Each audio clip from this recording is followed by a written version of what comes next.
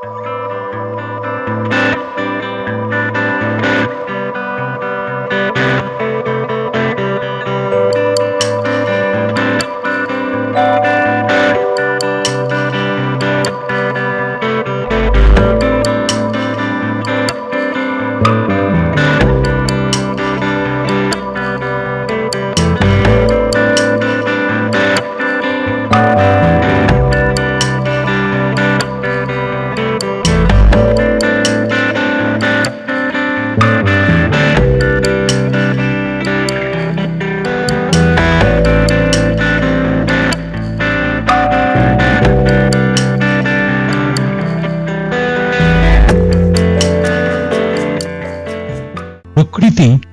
আশ্চর্যজনক উদ্ভিদ প্রাণী এবং অসংখ্য প্রাণীকুলের বৈচিত্র্যের সংমিশ্রণ।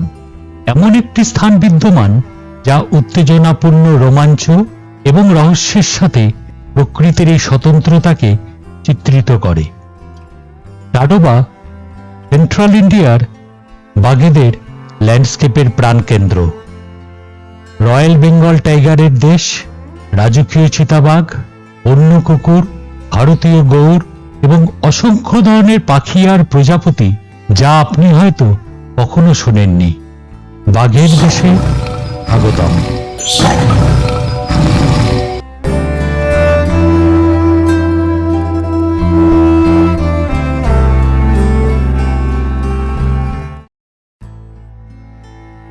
আমাদের আজকের সাফারি টাডোবা টাইগার রিজার্ভের নাভেগাঁও কোর এরিয়াতে।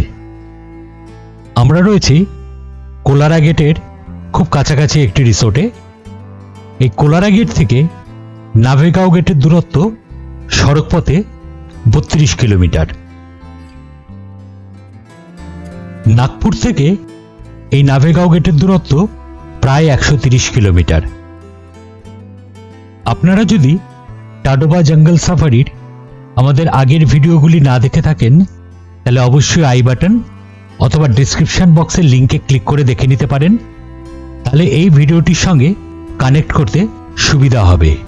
প্রথম ভিডিওগুলিতে আমি বলে দিয়েছি টাডোবাতে জঙ্গল সাফারির খরচা কত এবং সেখানে কোন কোন জায়গায় থাকার ব্যবস্থা হতে পারে। তাই জন্য আগের ভিডিওগুলি না দেখে থাকলে অবশ্যই সেগুলো দেখে নেবেন। আমরা এখন চলেছি নাভেগাঁও গেটের বাফার এরিয়ার মধ্যে দিয়ে।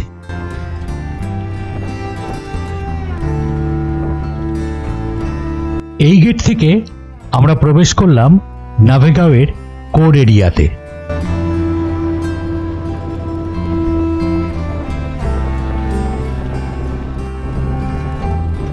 নাভেগাঁও গেটের মূল আকর্ষণ হলো এখানে আপনি একটি বিস্তৃত তৃণভূমি পেয়ে যাবেন, যেখানে যে কোনো জীবজন্তুকে ট্র্যাক করা আপনার পক্ষে খুব সহজসাধ্য হয়ে যাবে।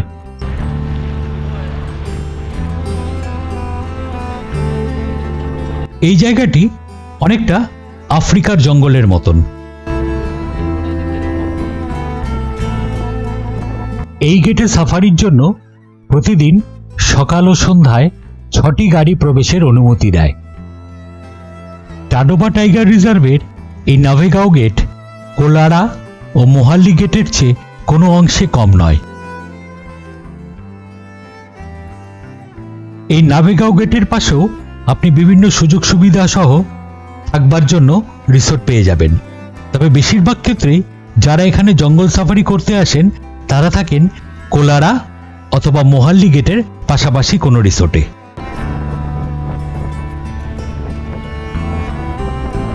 এই হলো টাডোবা হ্রদ। এর আয়তন প্রায় 300 একর আর এর অববাহিকায় সারা বছর জল থাকে। হ্রদটি বন্যপ্রাণীদের জন্য একটি অভয়ারণ্য, যার মধ্যে রয়েছে কুমির, বাঘ, কিংফিশার, ঈগল এবং বিভিন্ন রকমের পাখি। প্রায় 200 প্রজাতির পাখি সহ এটি পাখি পর্যবেক্ষকদের কাছে একটি স্বর্গরাজ্য।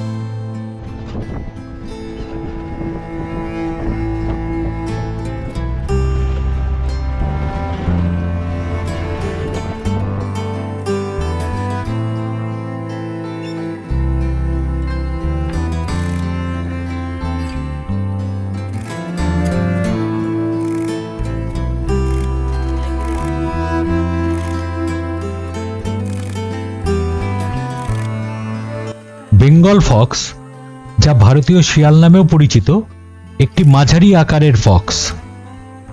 এদের গায়ের রং কমলা রঙের, যার নিচের অংশ ফ্যাকাশে এবং লেজে কালো দাগ থাকে।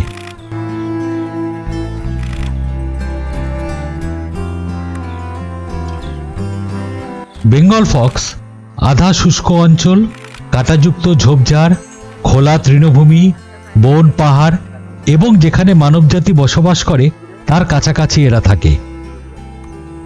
এরা সাধারণত পোকামাকড়, সরীসৃপ, পাখি, ডিম, কাঁকড়া, উইপোকা, ফল এবং ছোট স্তন্যপায়ী প্রাণীদের খায়।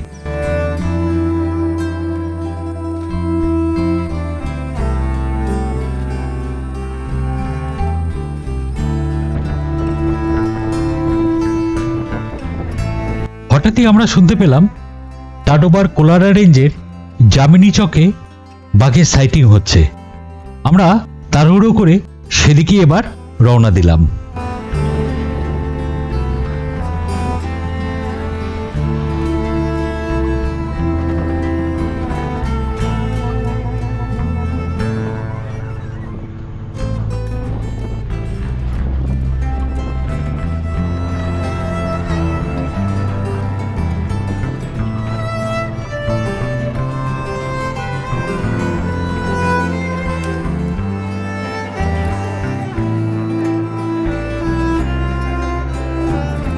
আর সেখানে এসে কিছুক্ষণ অপেক্ষা করার পর আমরা যা দেখতে পেলাম সত্যি তা অকল্পনীয়।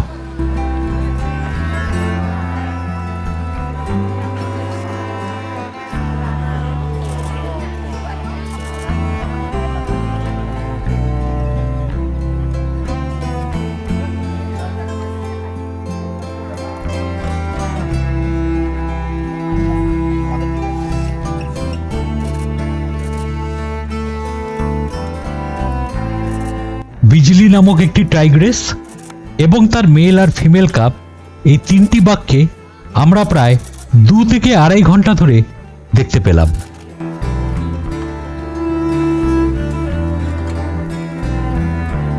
তাহলে আসুন আমার এই ভিডিওর মাধ্যম দিয়ে আপনারাও সেই সুন্দর মুহূর্তগুলো উপভোগ করুন।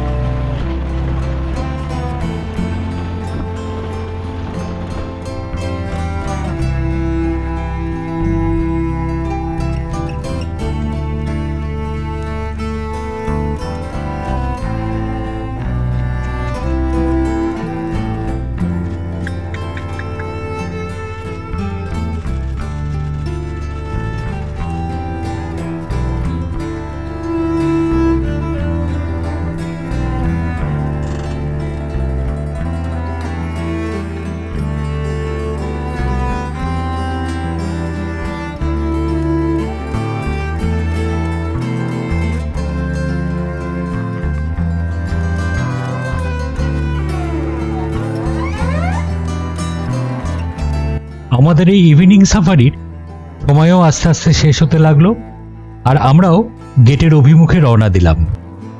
ভিডিওটি যদি আপনাদের ভালো লেগে থাকে তাহলে অবশ্যই লাইক, শেয়ার এবং সাবস্ক্রাইব করবেন, আর কমেন্ট করে অবশ্যই জানিয়ে দেবেন ভিডিওটি কেমন লাগলো। পরবর্তী ভিডিও খুব তাড়াতাড়ি নিয়ে আসছি, সঙ্গে থাকুন।